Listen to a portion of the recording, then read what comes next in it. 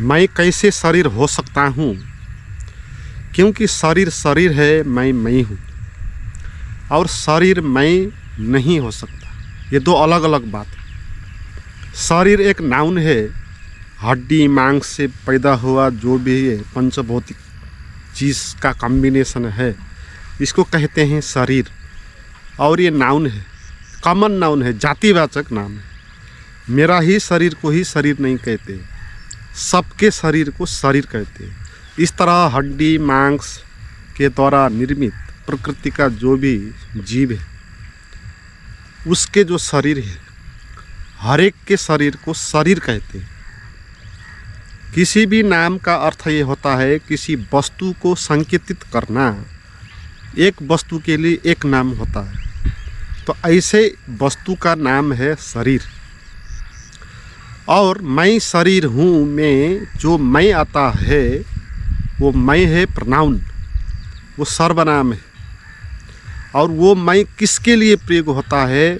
किसी भी वक्ता के लिए, किसी भी पर्सनल के लिए। उसका जो नाम होता है उसके सट्टे में वो प्रयोग होता है। जैसे किसी का नाम है महेश, वो खुद को कहने के लिए महेश प्रयोग नहीं करेगा, दूसरे उसको महेश प्रयोग करेंगे, मगर खुद के लिए वो मैं प्रयोग करेगा। इसलिए जो मैं हुआ वो प्रोनाउन हुआ, और वो प्रोनाउन महेश जो उसका नाम है उसके सट्टे में वो यूज होता है। इसलिए शरीर हड्डी मांस द्वारा निर्मित जो भी ये वस्तु है, इसका प्रतीक है, इसका संकेत है शरीर शब्द। और मैं है किसी भी व्यक्ति का जो नाम है उसके बारे में प्रयोग हुआ प्रोनाउन। इसलिए मैं शरीर हूँ, ये एक भ्रम होता है, क्योंकि इस मैं अलग ही बात हो गया, शरीर अलग ही बात हो गई, अलग अलग ही है। अलग अलग वस्तु को अलग अलग नाम दिया जाता है, इसलिए कोई एक वस्तु दो वस्तु में परिणत नहीं हो जाती। इसलिए घर शरीर नहीं हो जाता, पेड़ घर नहीं हो जाता। हम ये नहीं कहते, हम कहते हैं ये पेड़ है, ये शरीर है, ये जानवर है, ये पृथ्वी है। हम ये नहीं कहते पृथ्वी कुत्ता है, कुत्ता आदमी है, घर पेड़ है, पानी अन्न है, फल है, हम नहीं कहते हैं। क्योंकि हर एक वस्तु के बारे में उसको जनाने के लिए अलग अलग शब्द होते हैं, और एक शब्द उसी को पॉइंटेड करता है। मगर जब आप कहते हो मैं शरीर हूँ, तो यहाँ पर आप ऐसे ही गलती कर रहे हो। जो अलग अलग वस्तु के लिए प्रयोग किया हुआ वर्ड है, आप एक वस्तु को दूसरे वस्तु में डाल रहे हो, उसमें आरोप कर रहे हो। इसलिए मैं शरीर नहीं हो सकता। मगर हम कैसे मानने लगे कि मैं शरीर हूँ? ये एक भ्रम है। भ्रम के कारण हम एक वस्तु में दूसरी वस्तु को आरोप कर देते हैं, और जो वस्तु खास है नहीं उसको हम किसी दूसरी वस्तु को देख लेते हैं। तो इसको कहते हैं ये अध्यास है। ये एक भ्रम होता है। जैसे रस्सी में हम सांप देखते हैं, वहाँ रस्सी है, सांप नहीं है, मगर दिखाई देने में वो लगती है सांप जैसी, इसलिए हम उसको कभी कभी कहते हैं सांप है। यहाँ पर हमने रस्सी में सांप का आरोपण कर लिया। क्यों कर लिया? क्योंकि वो सादृश्य है, समान समान दिखाई पड़ता है। रस्सी भी सांप जैसी ही दिखाई पड़ती है। तो इसी भ्रम के कारण हमको लगा रस्सी क्या है, सांप है। तो भ्रम के कारण हम कोई दो समान वस्तुओं को एक में दूसरे का आरोप कर देते हैं। जैसे रात पे आप चल रहे हो, आपने किसी एक कटा हुआ पेड़ को देखा, तो आप कहोगे वो भूत है। वो भूत नहीं है, मगर आपको भूत जैसा लगा, सादृश्य समान समान जैसा लगा, इसलिए आप एक वस्तु में दूसरे का आरोप कर देते हो। तो ये जो भ्रम पैदा होता है वो किस कारण होता है? सादृश्य के कारण है। सादृश्य नहीं होगा तो वहाँ भ्रम पैदा नहीं होगा। इसलिए हम ये नहीं कहेंगे पेड़ घर है, बिल्ली कुत्ता है, आकाश जमीन है, हम ये नहीं कहेंगे, क्योंकि पेड़ और घर के बीच में कोई सादृश्यता होती नहीं। इसलिए पेड़ कभी भी आपको घर जैसा नहीं लगेगा। है ना। मगर रस्सी आपको सांप जैसी लगेगी, आप रस्सी को कहेंगे ये सांप। आप मृग मरीचिका में, मरुभूमि में, रेत के कण में जो भी वायु निकलता है उसको आप कहेंगे सागर है, क्योंकि वो समान दिखाई पड़ता है। तो जहाँ समान दिखाई पड़ता है वहाँ हम एक वस्तु में दूसरे वस्तु का आरोपण करते हैं। ये भ्रम का कारण ये होता है। और ऐसे ही दूसरा कारण होता है निकटता, है ना। निकटता भी सादृश्य जैसा ही भ्रम पैदा कर देता है। अगर कोई वस्तु आपके साथ ही हो, बहुत समय से निकट हो, तो आपको लगने लगेगा कि वो आप ही हो, है ना। आपको लगेगा वो आपकी है। जैसे आप अपने घर पे रहते हो, आप ये कहते हो कि ये मेरा घर है। क्यों कहते हो? क्योंकि वो सदा से आपके साथ है, बहुत साल से आपके साथ है। जो आदमी आपके पड़ोसी है उसको लगता है वो आपका है, अपना है। क्यों लगता है? क्योंकि वो बहुत समय से आपसे निकट है। तो निकट होने के कारण भी एक वस्तु में दूसरे वस्तु का आरोपण होने का भ्रम पैदा हो जाता है। मगर जो आदमी आपके साथ नहीं है, पास नहीं रहता, उसको आप कभी भी नहीं लगेगा कि ये आपका है। दूर का आदमी जो अपरिचित है, कभी देखा नहीं, वो कभी भी आपका नहीं लगेगा कि अपना जैसा है। तो हमको अपना जैसा, मेरा जैसा, मैं इसीलिए लगता है जब कोई वस्तु बहुत समय से हमारे निकट होता है। आपका पड़ोसी आपका अपना इसीलिए लगता है, और तो कोई ख़ास बात नहीं है।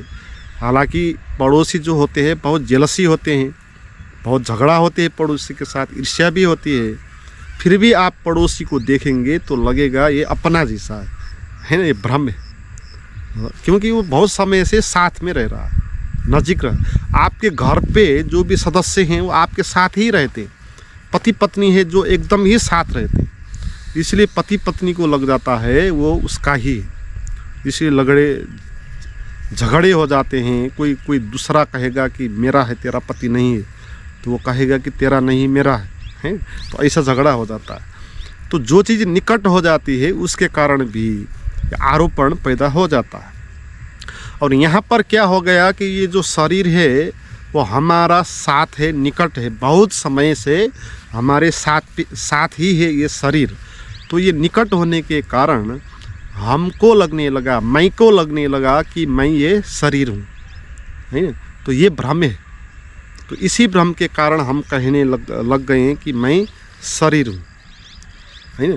हालांकि यहाँ पर मैं शरीर कैसे हो सकता है? हमने कहा मैं होगा, शरीर शरीर होगा। मैं अगर है तो उसका अलग होना चाहिए ना। कोई भी चीज़ होने के लिए दूसरे के सहारे होती है, तो उसका होने का हम कैसे अस्तित्व स्वीकार कर सकते हैं, है ना।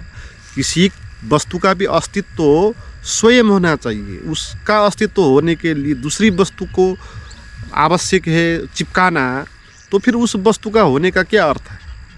तो आप कहते हो मैं शरीर हूँ, तो फिर मैं नहीं है, शरीर ही है।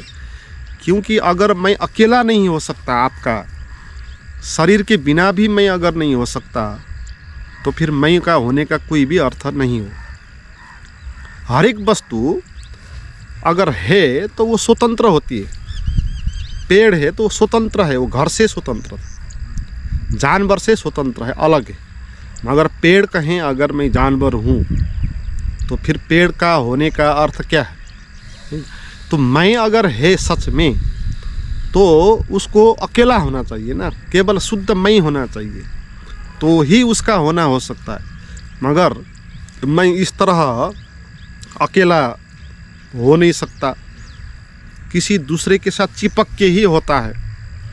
तो फिर उस मैं का होने का कोई भी अर्थ नहीं है, वो एक इल्यूजन है। आप अकेले मैं को प्रयोग कभी नहीं करते ना। आप जब भी मैं कहते हो किसी के साथ चिपका के ही कहते हो। मैं शरीर हूँ कहेंगे तो आपने शरीर के साथ मैं को चिपका लिया। मैं महिला हूँ कहेंगे, पुरुष हूँ कहेंगे तो महिला पुरुष में चिपका दिया मैं को। हिंदू हूँ कहेंगे, मुस्लिम हूँ कहेंगे तो जात पर, धर्म पर आपने मैं को चिपका दिया। धनी हूँ गरीब हूँ कहेंगे तो पैसे पर चिपका दिया। बड़ा हूँ, हाकिम हूँ, डॉक्टर हूँ, मंत्री हूँ कहेंगे तो पद पोजीशन पर चिपका दिया। तो आपका मैं अगर सच में है तो स्वतंत्र इकाई के रूप में होना चाहिए। किसी वस्तु में चिपका के मैं अगर होता है तो वो मैं इल्यूजन है, वो मैं ऐसा हो नहीं सकता, है ना। इसलिए मैं एक इल्यूजन है, क्योंकि वो अकेला मैं कभी हो नहीं सकता। मगर यहाँ पर मैं की अनिवार्य आवश्यकता हो गई कि उसको होने के लिए, उसको खड़ा करने के लिए किसी न किसी की आधार चाहिए, क्योंकि मैं तो एक मान्यता है, मैं सच तो नहीं है। अगर मैं सच होता तो उसको किसी के साथ चिपकाने की आवश्यकता नहीं पड़ती। अगर मैं ऐसे ही होता जैसा शरीर है, और शरीर तो है तो रियल है, इसलिए शरीर को अब होने के लिए किसी के साथ चिपकाना नहीं पड़ेगा। ऐसा नहीं कहना पड़ेगा कि शरीर धनी है, ऐसा कहने की आवश्यकता नहीं पड़ेगा कि शरीर बड़ा है, शरीर मंत्री है, शरीर हिंदू है, इस तरह कहने की आवश्यकता नहीं पड़ेगी। मगर मैं को इस तरह कहने की आवश्यकता पड़ेगी। तो इसका अर्थ यह है कि मैं कोई स्वतंत्र सत्ता नहीं है, ऐसी कोई वस्तु नहीं है जो स्वयं खड़ा हो सके। वो एक मान्यता है। हमने मान लिया कि मैं हूँ, क्योंकि बातचीत करने में मैं की आवश्यकता होती है। बोलने के लिए, दूसरों को बुलाने के लिए तू कहना पड़ेगा। और सोसाइटी में लैंग्वेज के कारण हमको अपने को मैं तो कहना ही होगा। मगर जब हम लगातार मैं करते गए तो हमको भी ऐसा भ्रम लग गया कि हम सच में ही कहीं हैं, है ना कहीं हम हैं। हमको ऐसा लगा, ऐसा मान्यता दृढ़ हो गया कि मैं है। मगर समस्या यहाँ ये है कि मैं तो होता नहीं। फिर ऐसा कोई आप अपने भीतर देखने जाओगे, मैं को तो कहीं नहीं पाओगे। शरीर को देखोगे तो पाओगे, क्योंकि वो है।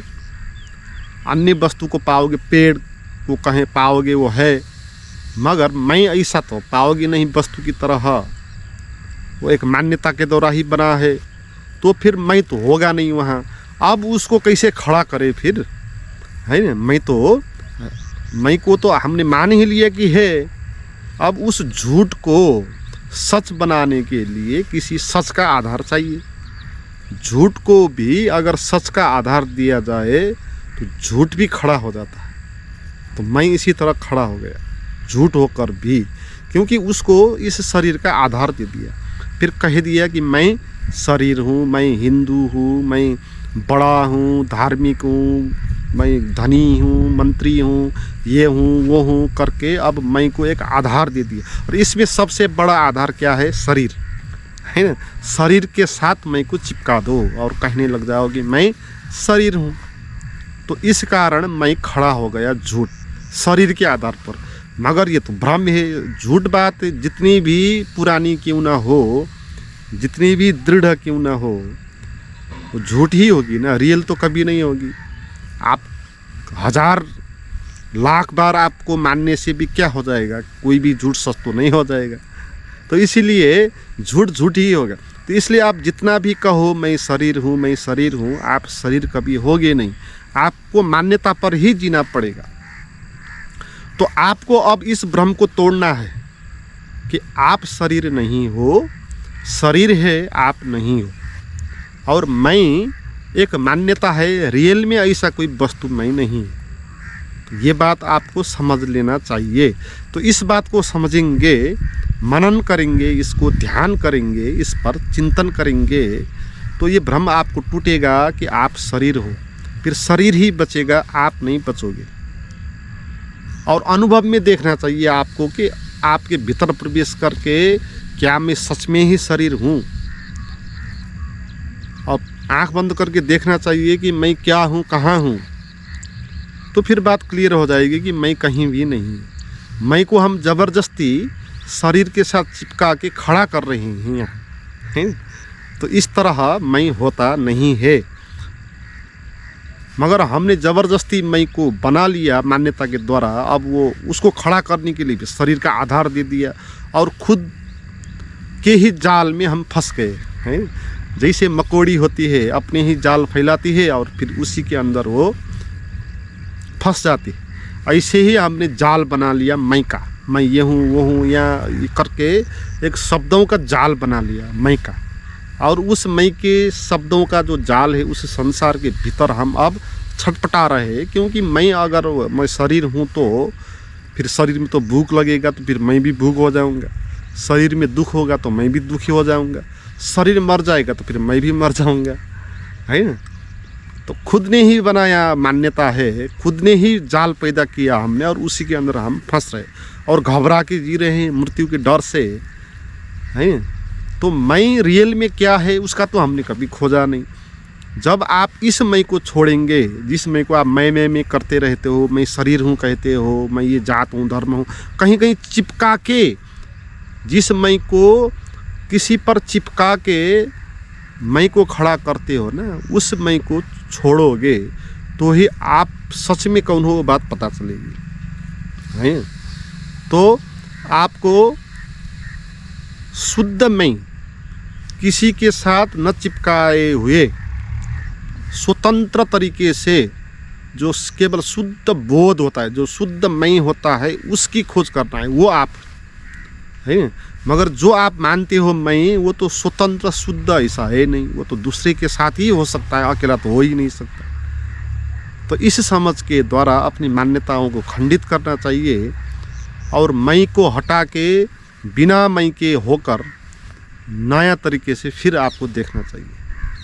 मैं हटेगा, मान्यताओं के द्वारा पैदा हुआ, तो आप फिर विचारों से खाली हो जाएंगे। तो फिर आपको असल में जो शुद्ध अस्तित्व है वो ऐसा मैं नहीं है पर्सनल कोई, वो यूनिवर्सल मैं है, अहम ब्रह्मास्मि जिसको कहते हैं ना, वो चेतना है, यूनिवर्सल कॉन्शियसनेस है, सुपर कॉन्शियसनेस है ना। तो वो चीज़ आपको अनुभव होगी, उसके बाद ही होगी जब आपका ये भ्रम टूटेगा कि मैं ये शरीर हूँ। मित्रों, इस तरह के बोध के साथ मेडिटेशन करना चाहते हैं, सत्संग करना चाहते हैं, तो आप मेरे साथ जुड़ सकते हैं। उसके लिए डिस्क्रिप्शन में जो लिंक दिया हुआ है मेरे साथ जुड़ने का, वहाँ जाएं और जुड़ें।